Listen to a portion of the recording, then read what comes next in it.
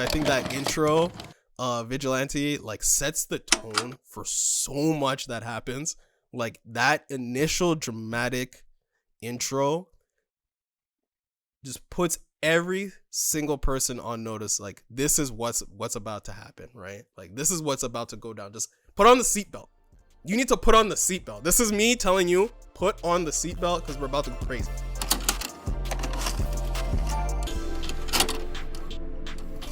Welcome back to the Album Mode Podcast.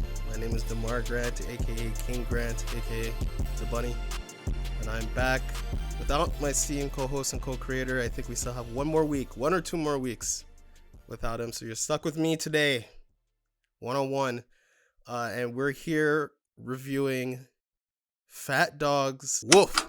Fat Dog, a new band out of South London. They had been like a live band before actually releasing this EP, I think for about a year.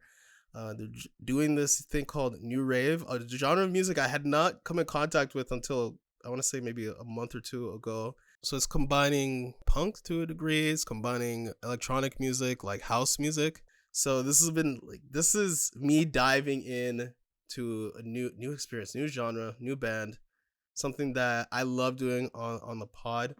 Sometimes we do this where Adriel comes up with an artist or a genre or band or a group that I've never heard of. Genuinely, and I've said that on the pod before, and I've done that with Adriel where I've come up with, I found an album or an artist that he had never heard of and we review it. This is one of those where Fat Dog, and before this weekend, had no idea who they were. But I definitely know who the fuck they are now because reviewing or listening to this album Woof was an experience. I think my biggest compliment to this album was the first time I listened to it, I felt like I had just, fallen into like a pool, and I was just like trying to swim around in the pool, and then a crane like lifted me out of the pool, and I was like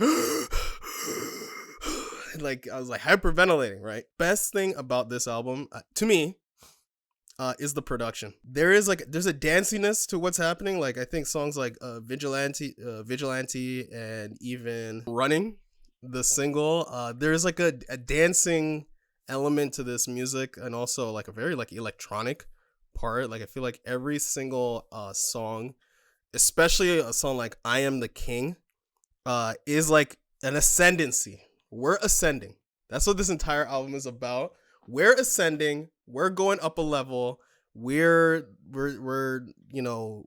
touching a new level of like humanity or spirituality. When you look at the production for this, you gotta just for me, it's just like swimming in it. You just like submit as, the guitars wash over you, as the vocals wash over you. Like even the song like King of the Slugs, I mean, it feels like the guitars are so chunky, it feels like almost like hammy. It's so thick, like the chords are so thick in King of the Slugs that you kind of just like you get washed over by how oppressive the music sounds. Oppressive in a good way. Like it feels like it envelops you completely. And then there's also breakdowns in the middle of it as well. Like King of the Slugs is a great example of this, where halfway through the song, it's a 7-minute song by the way, it's got multiple elements. It's got the really oppressive guitars, and then halfway through it stops and it gets a little bit more somber, a little bit more serene, and then the singing in the over the production becomes a little bit more muted is probably the wrong word, but I would say a bit more. It becomes more calm. Like the music is, I would say this entire album is the antithesis of calm, but the singing in that element, like midway through King of Slugs, through the progressions, it's actually more calm. And then it goes through another level where it almost becomes like folky, where it feels like there's like a bounce to the production. The drums are progressively like increasing in speed. The lyrics are increasing in speed, and there's just like this like literal bounce. So many of the songs make you go like this, like you're literally bouncing. It invokes a bounce, and I think that even in King of the Slugs in that middle part of the song, it brings that like that balance as well. Like you're always like bouncing along listening to the songs. I think that even Running has a lot of that bounciness where you're following the pace of this, like, you know, of the drums. Like the speed of the drums are going off the charts. It's definitely getting the heart pounding. Like this sound, I don't even know how to describe. Like, is it a synth or what? It's like dun dun dun dun dun dun dun dun dun dun dun dun dun dun dun dun dun, and that motif basically dominates the entire song. There's so many other things that are happening underneath it. The singing is happening underneath it, like even in the mix, like that's like at the top of the mix, like dun dun dun dun dun dun dun dun, dun. But this weirdly bouncy synth, it's also kind of like distorted, is at the top of the mix, and then everything else, like, you know, those really like these really chunky guitars, like this really drowned out singing by Chris Hughes, who's the lead singer. All of this is like happening underneath that one sound, and that is something that it rattles around in my head daily. Okay, daily I just like hear that sound. That motif is just like, I can't believe of all of the things that are happening in this album, and there's so much of it, like the laser sounds in Clowns, and that building drama in Clowns, and then there's, you know, things like Withered, that sounds like, that really reminds me of that Mark Ribier song, You're Late for Work. Like there's a lot of weird things happening, but this one sound, this Running, is literally the last song on the album, Wolf, and it's literally and you cannot escape it. It's not annoying. Believe it or not, it's not annoying, but it's inescapable. In your head, you will hear that sound for the rest of your life. I promise you.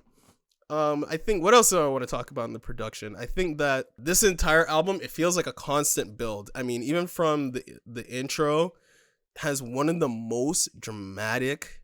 This is probably the most dramatic intro I've heard in my entire life. I think there's this cinematic element, like almost Thriller-esque cinematic sound. You know, the guy at the ending of Thriller, like how he's speaking, and it has that, like, you know, those very menacing voices in the background, and the bell is tolling in the background. It has these voices, like, oh, oh, oh, oh, and he's like, boom. It reminds me of Thriller in that way, but the intro, the spoken word part of it, is actually insane. Here, actually, I'll give you guys a little bit of it, because, you know, this is part of the production, it's part of the lyrics, but this is the spoken word part that is happening. Obviously, in the audio version, we'll have a very, very nice clip here, but it says, "It was the light at the beginning of time. It was the light at the end of time. The light is at the center. Even in your darkest hour, look for the light, and it will be there.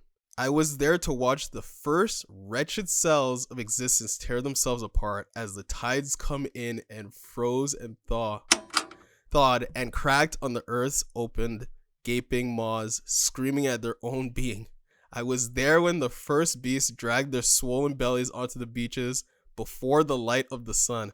Before the light of the sun had even reached the earth to burn their flesh, I watched the first man draw blood from the second man, saw the first death and the failure of flesh against flesh.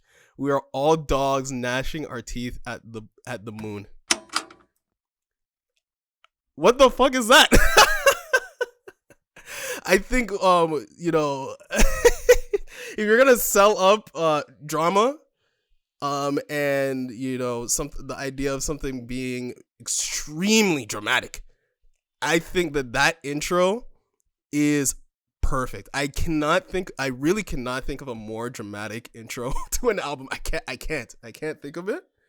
And that set the tone incredibly, because those vocals, like those vocals in the background, or like throughout, I think probably every song has vocals like that, those like those choir, you know, vocals, or even like those really, you know, horror movie type vocals in the background, right?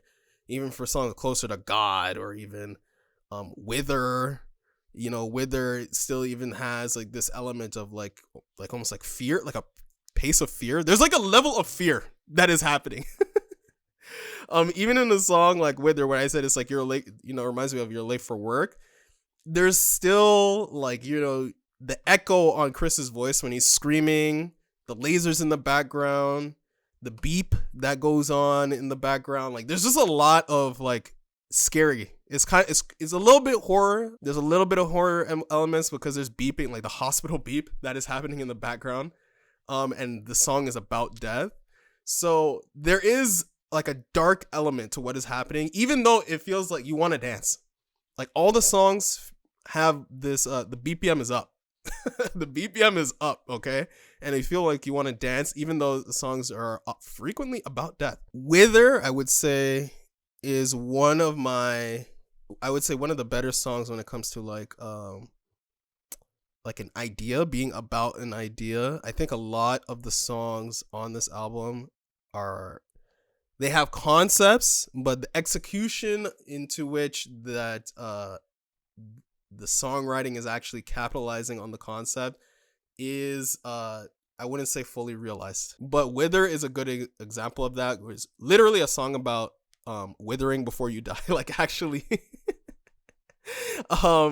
you know, dying, but actually, you know, getting old. There's a denouncing of committing suicide. Like there is an element of you got to make sure you get old and then die. So this is in the chorus. Of course, album mode we talk about the choruses, but I got other good stuff for you guys later. So this is in the chorus. You better wither, baby, before you die. You better wither, baby, before you die. The whole team withers. The whole team dies. You better wither, baby, before you die. And it's in the post chorus. Me and my old man find a life in the motherland. Right? So there is an element, and that gets repeated.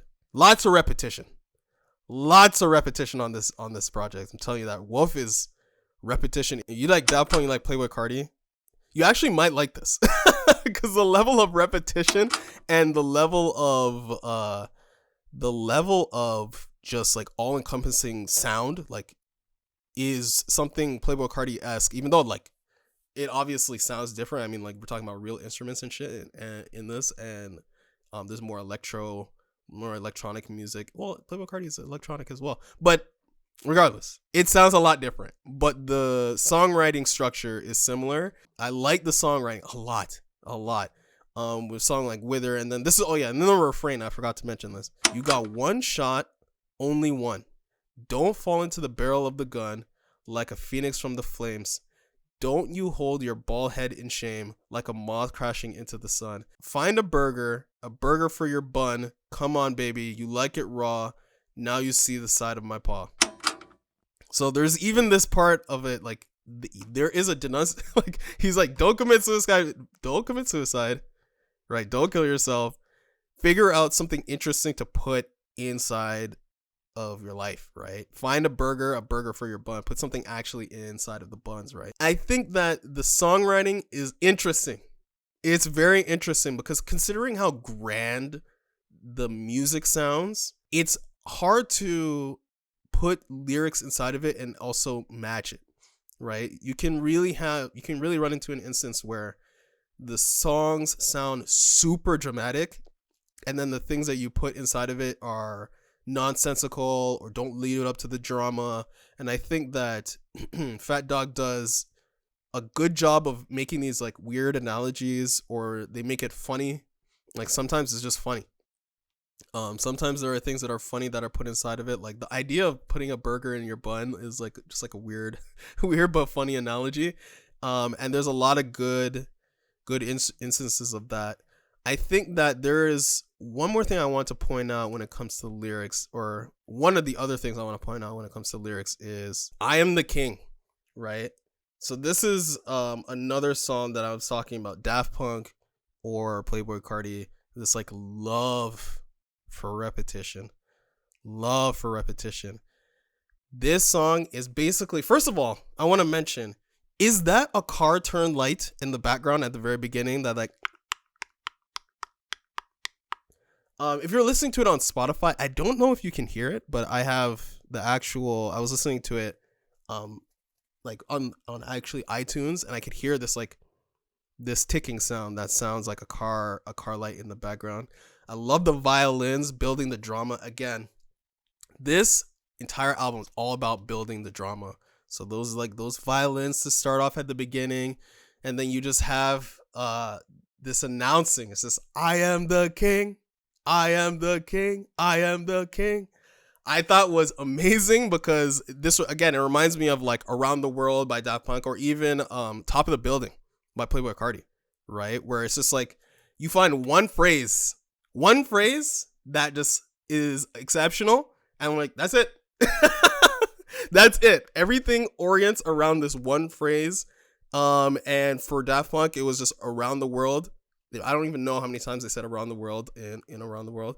And then for Playboi Carti, it was Top of the Building. It's like, I'm on top of the building. But you can also sense there's a tone shift throughout the entire song. Like for Playboi Carti, it's like, I'm on top of the building, I'm on top of the building. And then near the end, it's like, you know, there's like, I'm on top of the building. You know what I mean? And I think the same thing happens in this song where it's like, I am the king, I am the king, I am the king, I am the king, I am the king, right? So it becomes less of a proclamation and more of like a determination that is happening. So I Am the King is one of those songs that I love. I love that song. That's something that is going to easily make a playlist for me. And I think that it's just a great example of the repetition. Like All the Same is another song that has a lot of this repetition.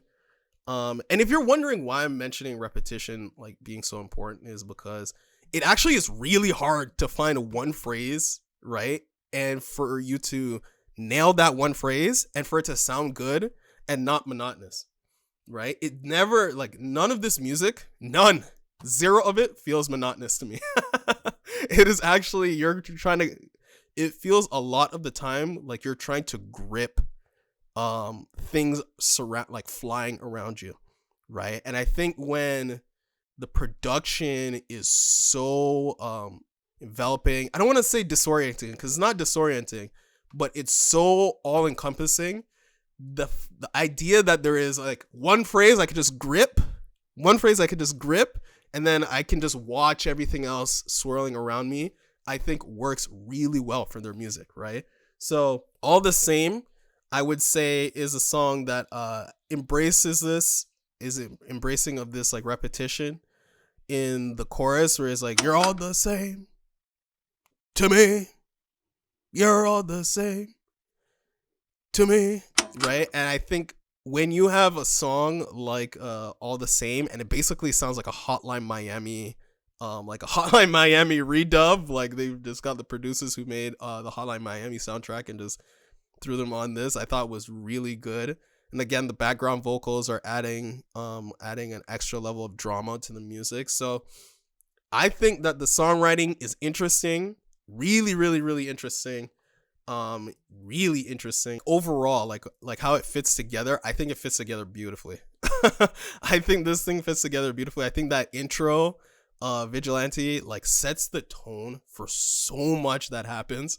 Like that initial dramatic intro just puts every single person on notice. Like, this is what's about to happen, right? Like, this is what's about to go down. Just put on the seatbelt. You need to put on the seatbelt. This is me telling you, put on the seatbelt because we're about to go crazy, right? So I liked the way that it flows together super well. I mean, the amount of every song has at least one progression in it. One like genre switch where, you know, like pianos are coming in to end the song, or violins are mixing up in the middle of it. You know, like there's a lot of progressions on this album, and they're spliced in super well, because I think I'm a proponent for give me the gas, right? I'm the person, all killer, no filler, okay? And I've made it clear multiple times on the pod, but you can get to a point where it's like, too much killer, I'm about to die. And I think that when you're using like the violins that they do on I Am the King, or even like the piano at the end of, I believe it's Clowns, to slow things down, but to not make it doesn't make it boring. It's just like, We were going a million miles a minute. Let's just bring it down just a little bit. Let's bring it down a little bit, and then we're about to go up again, right? Like they mastered the roller coaster, right? Like a lot of albums like to build to a crescendo, or they like to have like 3 songs in a row, which are like, you know, these are our bangers, and then we're gonna have like our ballad or something like that. They're like, no. Fat Dog's like, no. We're having the banger with a spritz of ballad at the very end. Or we're doing the banger, spritz of ballad in the middle. Or we're going to do this super dramatic launch into either the album or the song. And then it's going to go crazy. Right? So I like that song construction. It's really, really well constructed when it comes to like the album overall, but just song to song. Is it a no skips? Easily. This is probably the easiest no skip I've given on the pod. Maybe the last time was like the Sampha album, where I was like, I don't know how you can skip songs on this album because they all mesh together super well. Also Vince Staples, when we were reviewing Vince Staples. I think that was a pretty easy no skips for me. This is probably one of the easiest no skips we've come across on the pod. I'm not gonna lie to you. Is it a Vinyl Cop? Again, that's a pretty easy yes for me. Like it's a pretty easy yes. Here's something that I forgot to mention when it came to the songwriting. There is an absence of meaning to some of the songs. Not every song needs to mean something super deep. I don't think that's true. Guys, I was talking about Playboi Carti and Daft Punk. Not every single song needs to be super meaningful to be good. I don't believe that. But I would say because there are songs that I'm like, oh, yo, we're actually like talking about real shit here. The Vigilante, the spoken word thing, that's like really interesting, actually talking about like basically like the beginning of a planet, the beginning of like Earth or just like existence, right? And then there's songs like I also mentioned like Wither, right, which is about death but actually like living life before dying, like actually doing things. And there's even a song like, not King of the Slugs. King of the Slugs is not a good example. King of the Slugs is not a good example, but even I Am the King, I think is a good song where it has like a meaning, like a self-empowerment. But there are songs in between where I'm like, King of the Slugs, I get it's supposed to be a fun song, kind of a funny song, but it's surrounded by too many more interesting songwriting ideas. So no skips easily. Vinyl Cop, easy. I need to figure out where to get this shit on vinyl. What it means for this artist's career or this group's career, this I can't imagine this is going to be the only if you're watching this or listening to this, I would be shocked if this is the first time you're hearing of Fat Dog, or if this is going to be the only time you hear of Fat Dog, because this shit is good. This shit is really good, and this is their debut album. Before this, they were a live band that is doing like really weird antics in their shows. Really weird and fun. Weird in a good way. Really weird antics in their shows, and they finally decide to sit down and actually record their songs. And that is something where if the shows are already phenomenal, like they were already getting coverage because of how good their shows were. And they didn't even have music out. Now they have music. Like now they have music you just listen to at home. So to me, this is going to be huge for them. I was following them. I made sure to screenshot what they were at when I first started listening to this album. I think they were like at 100 and something thousand followers, and now they're at monthly listeners. And now they're at 226,000 at the time of this recording. As the year goes by, as the months go by, I can only imagine that climbing as more people catch on to what is happening with this album. So the moment everybody's been waiting for, the score. I think I've been debating this, right? I've been thinking about this a lot because when I first heard it, I'm going to be honest with you, on first and second listen, this was a 10. Okay, the first and second listen, because the first listen, I was like, what the fuck is happening? In a good way. And then in the second listen, I kind of got a better grip of what was happening, but then I was still just like, it's astonishing that they're pulling this off. And then on third and fourth listen, I then dug in, and then I'm looking at the lyrics, which I still appreciate the songwriting, but I'm like, okay, there's like some flaws here. I'm still in love with the production. In love with the production. Everything they're doing on the production, I'm in love with it. But there's just small holes. When I say small, guys, I'm talking pin needle type holes, bro. This to me is a 9, maybe even a 9.5 out of 10. This is one of my favorite albums of the year. Easily. Really, really, really, really easily. There's multiple songs that you could just pull off and send to people. Songs like Running or even All the Same sound great on their own. The way that the intro, like I keep harping on the intro, but I really want to express like the intro sets the tone for the album, and the album never deviates from how dramatic the intro sounds. Even though that the intro makes like the album sound like this is like, you know, we're going to go to the beginning of Earth and how things start. It's not exactly like that, but the tone of like, this is going to be all encompassing. This is going to be huge. This is a big deal. There's going to be huge sounds. Like, it sets that tone and it never deviates, right? Everything is big. Everything is loud. You know, the lyrics are, lyrics are empowering at times, funny at times. Like, there's just like, it feels cinematic, bro. It feels cinematic. And I think that, again, the production, phenomenal. I think that flows super well. I mean, you could just throw this shit on and just like listen to it all the way through. I would not recommend that, just because your heart would be pounding by the end of it. BPM is high. Production is hard. Deep house, like there's sometimes it feels like you listen to a deep house song, bro. You know, all the same sounds like, sometimes it sounds like a deep house song. Yeah, it's just good shit, man. There was 2 albums I was considering reviewing instead of this, and I had listened to them before this. I was thinking about the Toro y Moi, and then I was thinking about the Dare, and then I spun this, and I was like, fuck those 2 other projects. When I turned this on, I'm like, fuck anything else that came out this week. I gotta talk about this album. So, Fat Dog, I'm gonna give it a 9 out of 10. Legitimately. This shit is good. Do yourself a favor and listen to it. I'm not blasting Justice 24/7, not listening to LCD Sound System 24/7. But I know good music when I hear it. And this shit is good. I'm looking forward to what they do in the future. I'm hoping, crossing my fingers, that they do a show in Toronto. If they do a show in Toronto, you don't even have to ask me. I'm gonna be there. I'll be there. You don't have to ask me.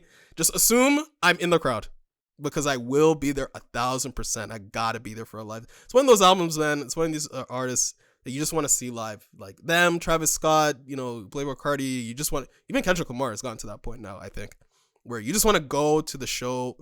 Tyler Creator. You just want to go to the show because you know it's going to be sick. You know it's going to be fun. And I think that this album, on top of their already impressive reputation when it comes to live shows, this shit's going to go crazy live. So when they come to Toronto, hopefully they come to Toronto, I will be at that show. If you want to join me, just hit me up, because I'm telling you right now, I'm going to be at the show. All right, so thank you everybody for tuning into Album Mode. Make sure you follow us on all the socials, at Album Mode Pod, Instagram, at Album Mode Pod on TikTok, at Album Mode here, YouTube. Like, comment, subscribe, all that good stuff. I am here in the comments. I am here talking to people in the comments, guys. I am doing that. So if you want to talk to me about, if you think my opinion is trash, which I know it isn't. Okay. I'm always right. I'm always right. If you think my opinion is trash, jump in the comments, tell me about it. I will engage you in discourse. I'm unafraid to do that. I love talking about music. That's why we're doing this pod. So yeah, make sure you like, comment, and subscribe. If you're listening to this anywhere, make sure you rate it 5 stars, not a single star less. Yeah, rate it, and give it a comment in your rating. I love hearing what other people have to say about the podcast, whether or not it's good or bad. I just like hearing people's opinions on it. So make sure you write something in the comments or in your rating. And yeah, Fat Dog Woof, South London doing good work. You know, England is doing great work when it comes to music. You know, we got the drill scene. We have Pink Panthers out there. Well, Pink Panthers is from Bath, I believe. But, or she's from London. She's from London or Bath. But we got Pink Panthers, got the drill scene. Now we have Fat Dog. So London doing good work right now. Thank everybody for listening, and later days.